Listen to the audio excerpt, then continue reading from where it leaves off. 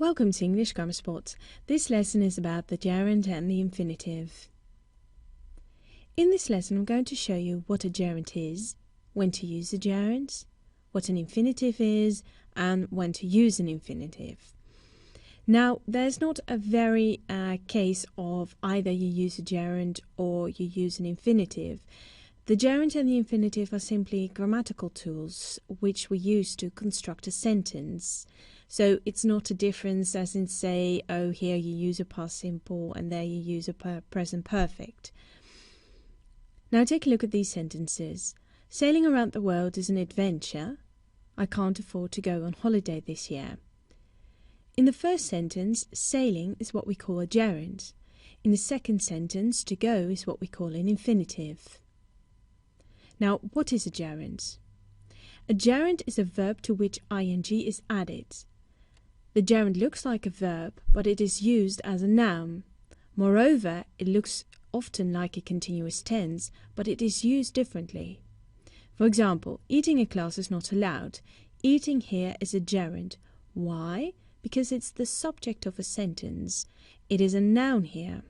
Whereas he was eating in class is a past continuous, because here it's used as a tense. Now, when do we use a gerund? First and foremost, we use the gerund often as a verbal noun, so a noun that looks like a verb. For example, smoking in public areas should be banned. So we have the verb to smoke, we've added ing, so we've made it into a noun, and it takes the position of the subject here. He quit smoking cigars when he was 25.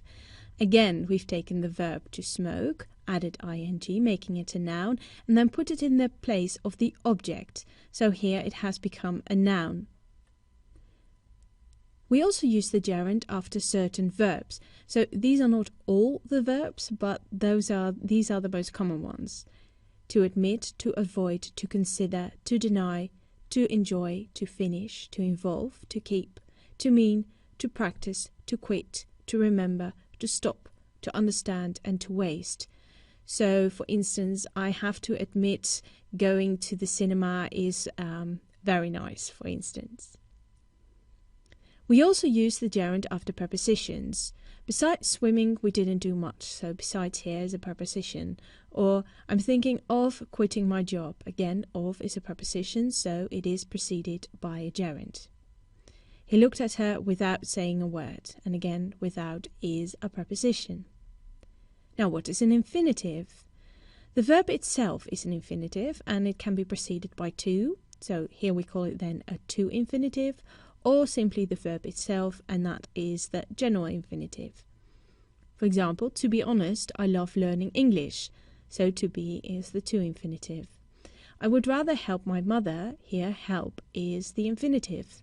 Go and check if I've left the oven on. Go and check are both infinitives.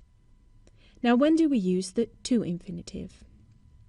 Certain verbs take the to infinitive. For example, these verbs are to appear, to arrange, to bother, to choose, to decide, to feel, to hope, to learn, to manage, to offer, to plan, to refuse, to seem, to tend, to volunteer, to wish. So these are the most common ones. These are not all.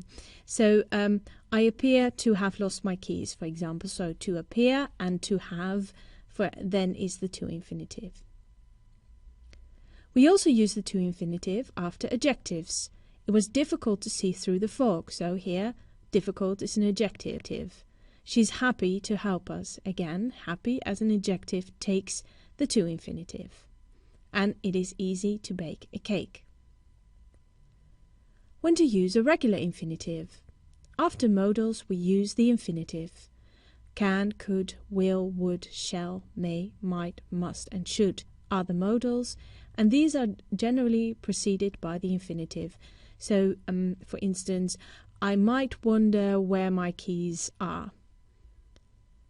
Now, as I said in the beginning of this video, people tend to be sort of troubled by the gerund and the infinitive in thinking that you either use the gerund or the infinitive, and there are strict rules to that. it is more complicated than that, but generally we can say that the gerund is used for things that have already happened. For example, he began playing baseball last year, as opposed to the infinitive, which is used for things that can or still happen. So it is still possible to win, or he will begin to play baseball next month, for instance. So that's generally the difference then between the two. And many verbs can be preceded by both the gerund and the infinitive. For example, to allow, to begin, to continue, to forget, to hate, to love, to intend, to like, to mean, to need, to prefer, to remember, to start, to stop, to try, to want. So it is a tricky thing, the gerund and the infinitive, but luckily in most cases it doesn't really matter which you use, only if you are careful enough to apply the rules that I've just talked to you about. So, well, the best of luck. And for regular updates, please subscribe to youtube.com/EnglishGrammarSpot or go to www.englishgrammarspot.com.